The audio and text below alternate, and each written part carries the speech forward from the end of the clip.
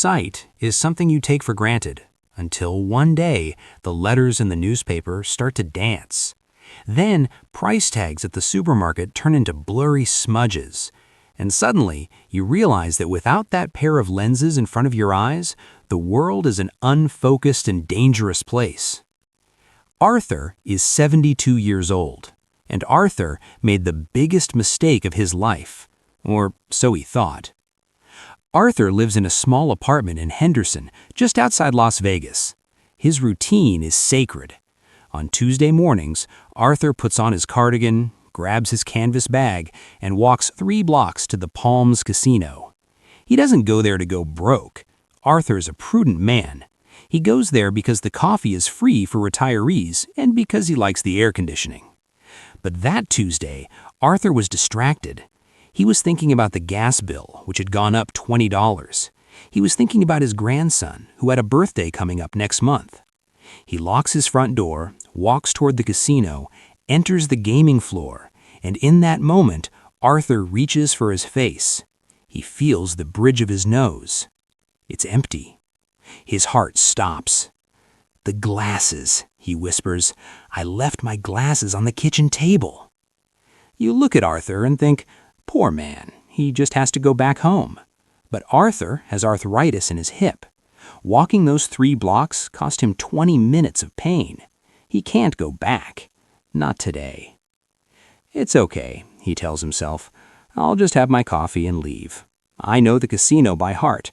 I can get around even if everything is blurry." But the casino isn't the same as usual. They've moved the machines. Arthur walks toward his usual coffee machine, but instead he finds himself in a new hallway. It's all bright lights, red and blue blobs bursting in his peripheral vision. He feels dizzy, like he's walking underwater. Arthur decides to sit down. He needs to rest his hip. He sees a comfortable chair. He sits. In front of him is a machine. To Arthur, it's just a mass of golden lights. He doesn't see the name. He doesn't see the symbols. He only sees a big green button glowing like an emerald. "Well," thinks Arthur, "I'll play a couple of dollars while I rest, just to pass the time." Arthur reaches into his wallet. He pulls out a $100 bill. It's his emergency bill, the one he keeps for car repairs or medical surprises. In his mind, Arthur thinks he's pulling out a $10 bill. To his tired, spectacle-free eyes, the color looks almost the same under the neon lights. He inserts the bill. The machine swallows it with a ravenous electronic sound. Arthur doesn't see the screen display credits, 100. Now Arthur looks for the small bet button. He always plays 50 cents. He feels for the button on the left, the one usually in that position. But this is a modern machine. It's a high-denomination machine. Where Arthur thinks the 50 cents button is, sits the max bet button. Max bet, $100 per spin. Arthur presses the button. He expects the machine to spin slowly, to give him back a couple of coins. Instead, he hears a sound he's never heard before. It's not a jingle. It's a deep hum, like a plane engine taking off. The screen explodes in an animation of golden dragons and falling coins. Arthur gets scared. What have I done? I broke something. He looks at the screen, but only sees a white glare.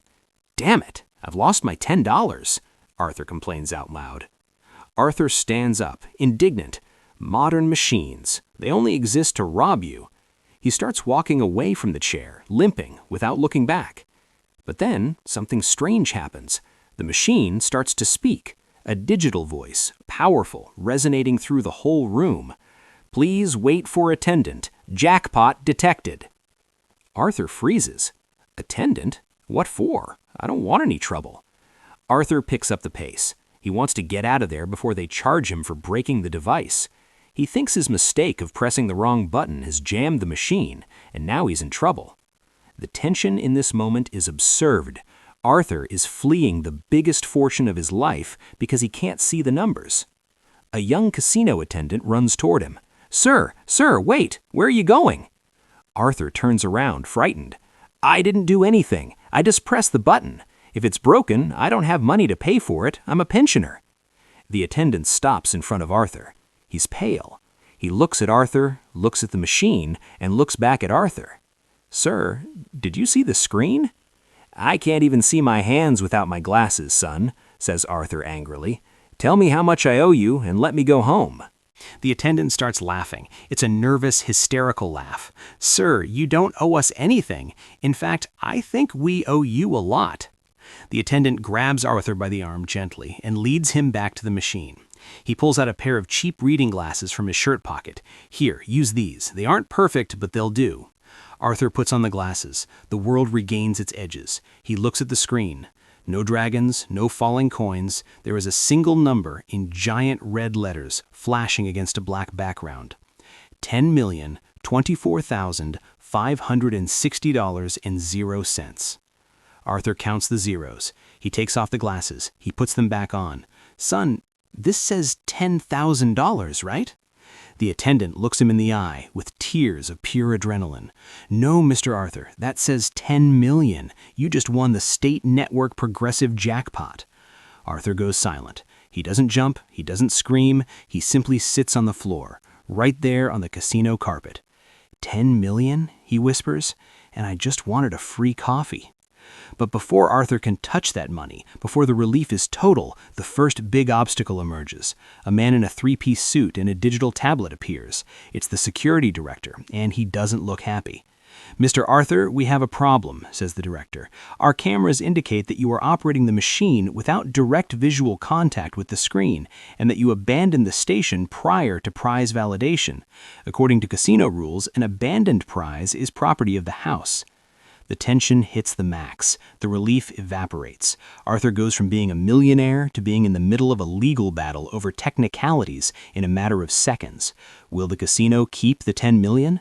Can Arthur prove that his momentary blindness doesn't invalidate his luck? Subscribe now, because the second part of this story is a David versus Goliath war where a pair of forgotten glasses are the only proof of victory. The casino security director isn't a movie villain, he's a numbers man, and $10 million is a number that hurts the quarterly balance sheet a lot. "Mr. Arthur, please join us in the review room," says the director. They take Arthur to that famous back room. There are more monitors than at NASA. The director plays the recording of the exact moment. Arthur is seen, confused, pressing the button without looking. He is seen getting up and walking 5 meters in the opposite direction while the machine celebrates. "You see," says the casino lawyer who just arrived through the door, "the player's intent is fundamental. You weren't playing to win, you were operating the machine erratically, and technically you abandoned the prize before the machine finished the validation cycle." Arthur feels small. "But I put the money in. It was my $100 bill."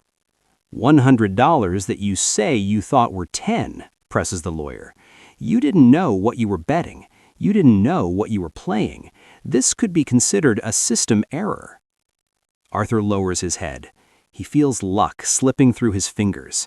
He thinks of his grandson. He thinks of the gas bill. Suddenly, 10 million seems like a cruel joke of fate. But then, the attendant who lent him the glasses, the young man named Kevin, steps forward. He shouldn't speak, he could lose his job, but Kevin has seen Arthur every Tuesday for 2 years. He knows he's a good man. "Mr. Director," Kevin says with a firm voice, "if Arthur didn't see the screen, it's because the casino is not complying with accessibility regulations for the visually impaired. The lights on this machine are 20% brighter than recommended by the Visual Health Association. If Arthur got confused, it was because our machines blinded him." The casino lawyer goes quiet. That is an accusation of negligence that could cost them much more than 10 million in federal fines.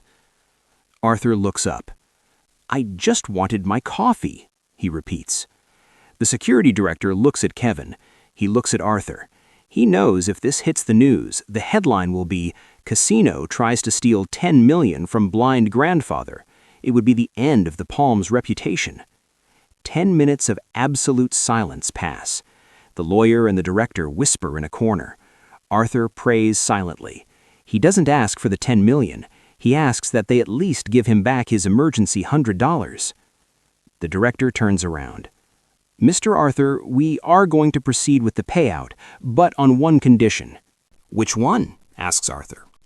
that you use a small part of that money to buy yourself the best glasses in the world. We don't want you confusing a button in this casino again."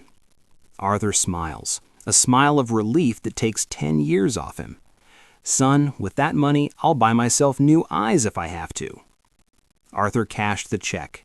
He didn't buy a Ferrari. He didn't move to a mansion. He bought a small house with a garden for his grandson. He paid all his bills, and every Tuesday he still goes to the Palms Casino. But now he doesn't go just for the free coffee. He goes with his assistant, Kevin, whom he hired as his personal financial manager to get him out of the casino. And of course, Arthur never ever leaves home without his glasses. He wears them hanging from his neck on a solid gold chain. Because sometimes the biggest mistake of your life is just the universe preparing you for the greatest gift. You just have to make sure you're there when the image finally comes into focus.